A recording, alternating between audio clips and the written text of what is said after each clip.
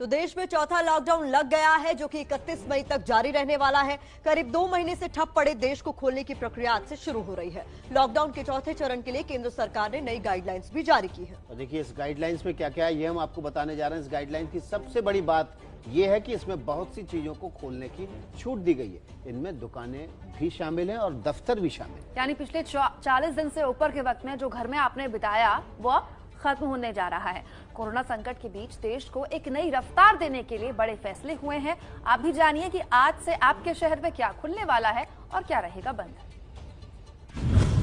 आज से बाजार और दुकानें खुलेंगी, लेकिन शर्तों के साथ। सरकारी और प्राइवेट दफ्तर खुलेंगे, लेकिन कम से कम कर्मचारियों के साथ। रेस्टोरेंट के किचन खुलेंगे, लेकिन सिर्फ होम डिलीवरी के लिए। बसें चलेंगी, लेकिन राज्य सरकारों की सहमति के बाद। देश में आज से 14 दिन के लॉकडाउन का जो अगला चरण शुरू हुआ है, उसमें राहत देने के लिए ये बड़े फैसले हुए हैं। लॉकडाउन का चौथा चरण 31 मई तक चलेगा, लेकिन इसमें काफी कामों में छूट दे दी गई है। जैसे आज से बाजार और दुकानें खुल सकेंगी, लेकिन उनका एक टाइम टेबल तय होगा। दुकानें सुबह 7 बजे से लेकर शाम 6 बजे तक ही खुल सकेंगी। एक दुकान में एक बार में 5 से ज्यादा ग्राहकों की इजाजत नहीं होगी। सैलून खुलेंगे या नहीं, इसका फैसला राज्य सरकारें करेंगी। लेकिन रेस्टोरेंट, खाने पीने की होम डिलीवरी के लिए किचन खोल सकते हैं। इस चौथे चरण में सरकार ने आज से दफ्तरों को खोलने की इजाजत भी दे दी है।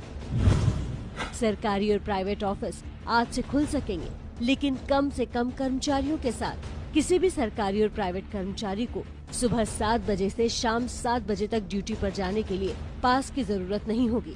अर्थव्यवस्था को फिर से पटरी पर लाने के लिए लॉकडाउन के चौथे चरण में बड़े फैसले लिए गए हैं। सरकार की नई गाइडलाइंस के मुताबिक ग्रामीण और शहरी क्षेत्रों में सभी इंडस्ट्रीज को खोलने की अनुमति होगी।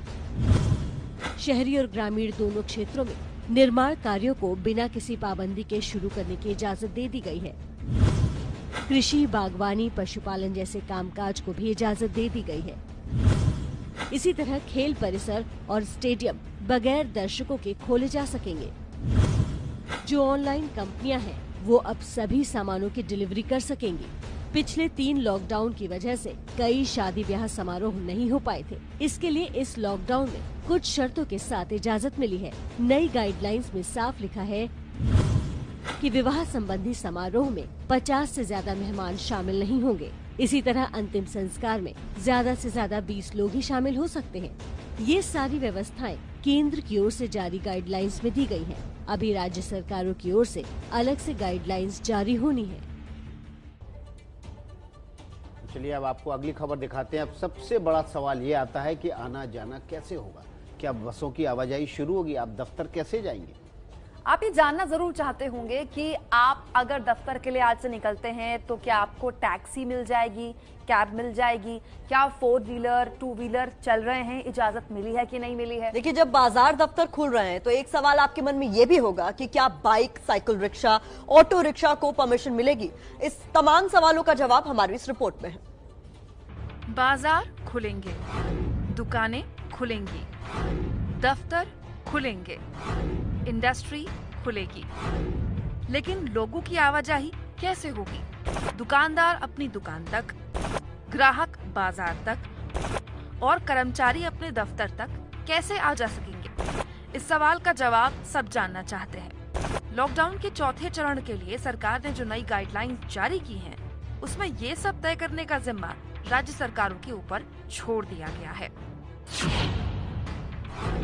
जिन चीजों की इजाजत राज्य सरकारें देंगी उनमें शामिल है टैक्सी और cab, cycle, rickshaw, auto rickshaw, scooter और मोटरसाइकिल।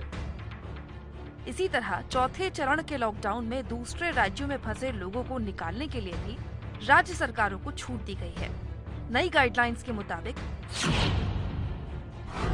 बसें और यात्री वाहन एक राज्य से दूसरे राज्य में जा सकते हैं, लेकिन इसके लिए दोनों राज्यों की सहमति लेनी होगी। यही नहीं, अगर किसी राज्य के लोग अपने ही राज्य के अंदर एक शहर से दूसरे शहर जाना चाहते हैं तो सीमित यात्रियों के साथ बसें चलाने का फैसला राज्य सरकारें करेंगी। नई गाइडलाइंस के मुताबिक घरेलू एयर एम्बुलेंस सेवा को पहले की तरह ही छूट मिलेगी। इस चौथे चरण में सरकार ने शॉपिंग से लेकर ऑफिस जाने और अपने काम के लिए जाने वालों को पास की अनिवार्यता खत्म कर दी है।